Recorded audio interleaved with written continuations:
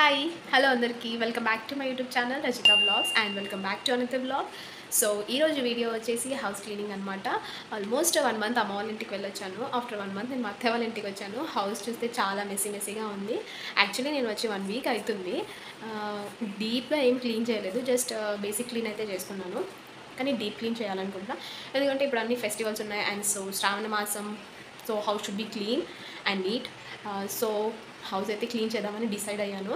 Actually ముందే clean చేసుకునేదాన్ని, నేను వచ్చి రాగానే ఆ మెస్సీ అంతా క్లీన్ చేసేదాన్ని. బట్ రాగానే నాకైతే హెల్త్ పాడైంది, ఫీవర్ అండ్ కోల్డ్. సో నాకు హెల్త్ సపోర్ట్ చేయలేదు. సో ఇప్పుడు I'm feeling fine and better now. So clean చేద్దాం వన్ బై వన్. అన్నీ ఒకేసారి అయితే క్లీన్ చేయలేను, స్టెప్ బై స్టెప్ ఒక 2-3 డేస్ పడుతుంది కావచ్చు క్లీన్ చేయడానికి. అండ్ 1 బై 1 ప్లాన్ చేసుకోవాలి. అండ్ ఒకేసారి అంటే అస్సలు కుదరదు, ఎందుకంటే వషిని చూసుకోవాలి అండ్ క్లీన్ చేయాలంటే అన్నీ ఒకేసారి నాకు బర్డన్ అయిపోతుంది. సో మెల్లిగా అన్నీ క్లీన్ చేద్దామని అనుకుంటున్నాను. So come let's start this messy to clean journey together. And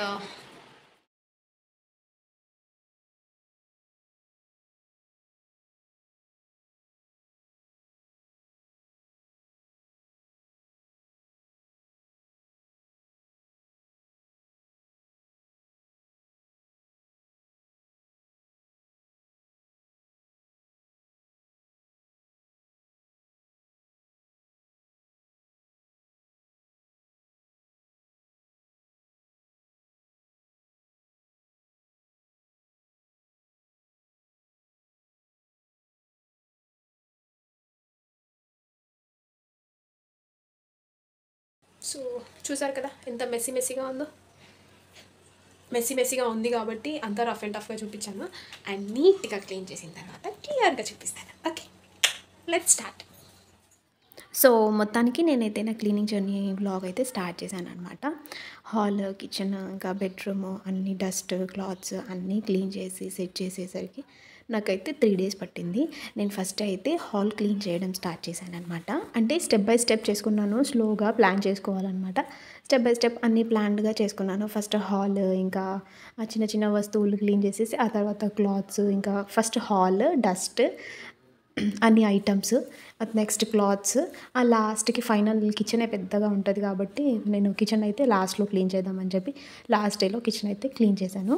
so first day అయితే నేను హాల్ క్లీన్ చేయడం అయితే స్టార్ట్ చేశాను అనమాట. అంతా డస్టింగ్, మాపింగ్, ఇంకా ఫోటో ఫ్రేమ్స్, ఫ్యాన్, ఇంకా చిన్న చిన్న రీఅరేంజ్మెంట్స్ కూడా చేశాను. చాలా అంటే చాలా టైర్డ్ అయ్యాను, కానీ మొత్తం క్లీన్ అయిపోయిన తర్వాత చాలా ఫ్రెష్ ఫీల్ అయితే వచ్చింది. అసలు ఇంట్లో చెత్తగా ఎక్కడ వస్తువులు అక్కడ అంత చండాలంగా పడి ఉంటే నాకు అసలు మైండ్ పనిచేయదు.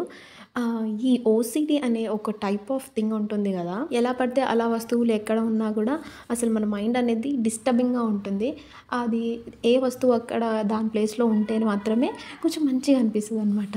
ఒక విధంగా చెప్పాలంటే ఈ ఓసిడి అండ్ క్లీన్గా ఉంచుకునే వాళ్ళు ఉంటారు కదా, వాళ్ళకి అది ఒక జబ్బనే చెప్పాలి.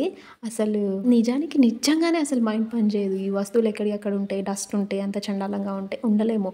ఈ ఎలా ఉన్న ఇల్లు ఉండేవాళ్ళు ఉంటారు కదా, వాళ్ళు మాత్రం హ్యాపీగా మెల్లిగా సదురుకుంటారు. కానీ దిస్ టైప్ ఆఫ్ పీపుల్ మాత్రం రెగ్యులర్గా రోజు క్లీన్ చేస్తూనే ఉండాలి, ఎందుకంటే మైండ్ డిస్టర్బింగ్గా ఉంటుంది చాలా. నిజానికి నేను కూడా ఆ టైప్ ఆఫ్ పర్సనే. నేను అమ్మ వాళ్ళ ఇంటికి వెళ్ళాను కదా, 1 వీక్ నుంచి నాకు ఇంకా హెల్త్ పాడైందని చెప్పాను కదా.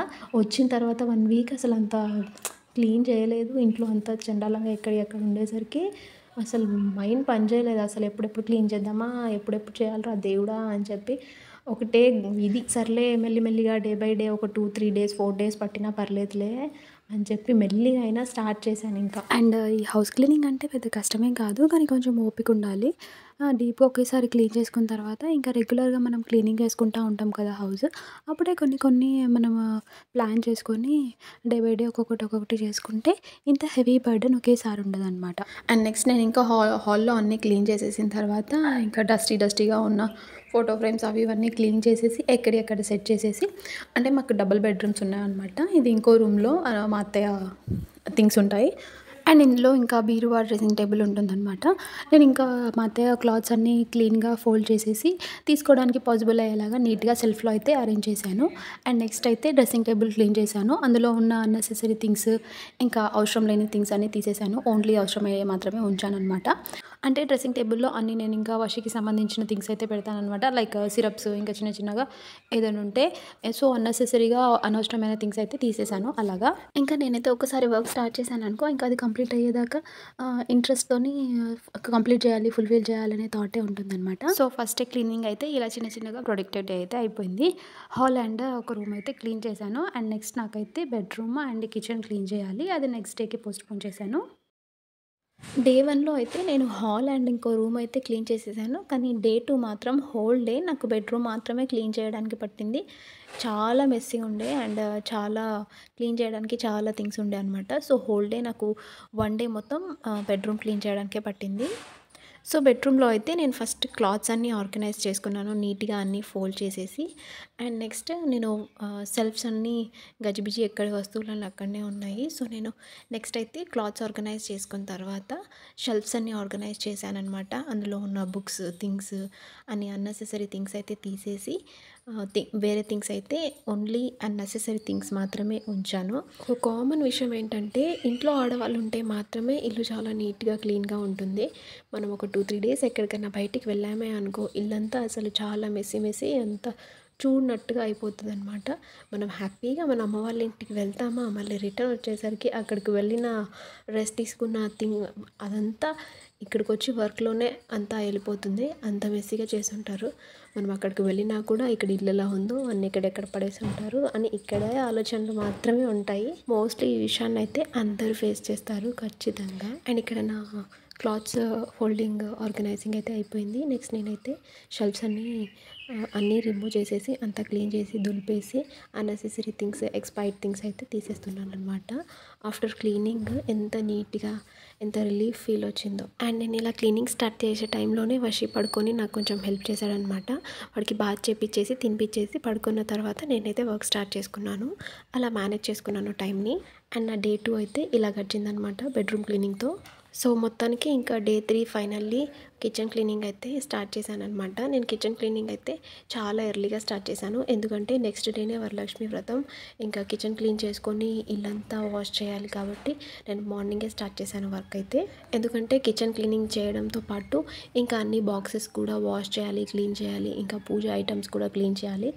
టైం అయితే సరిపోదని చెప్పి నేను మార్నింగే స్టార్ట్ చేశాను ఎర్లీగా. సో, ఇక్కడ అన్ని స్టీల్ బాక్సెస్‌లో మనకు కావాల్సిన ఐటమ్స్ అన్నీ రిమూవ్ చేసేసి ఇంకా పోపు బాక్సెస్‌లో అన్నీ ఐటమ్స్ రిమూవ్ చేసేసి నేనైతే అవన్నీ క్లీన్ చేశాననమాట.